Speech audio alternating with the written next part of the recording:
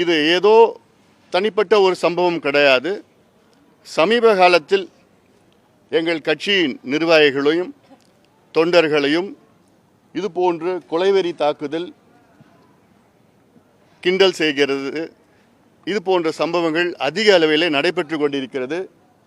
நாங்களும் எங்கள் கட்சி நிர்வாகிகள் தொண்டர்களை அமைதிப்படுத்தி கொண்டு தான் இருக்கின்றோம்.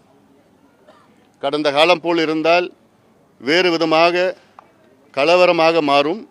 ஆனாலும் எங்கள் கட்சி தொண்டர்களை நிர்வாகிகளையும் தொடர்ந்து தொலைபேசி மூலமாக நேரடியாக வலியுறுத்தி அமைதி காலங்கள் நியாயம் கிடைக்கும் என்றெல்லாம் சொல்லி வருகின்றோம்.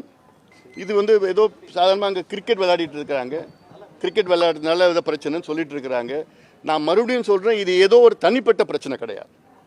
ஏன்னா இதே ஊரில், நெல்வாய் ஊரில் ஒரு 3 ஆண்டுகளுக்கு முன்பு அந்த திருமால்பூர்லேருந்து வந்தவங்க எல்லாமே அங்கே ஊரே கலவரமாகி வேறு விதமாக கொண்டு போனாங்க. அதெல்லாம் அது இன்னும் மறக்கலை.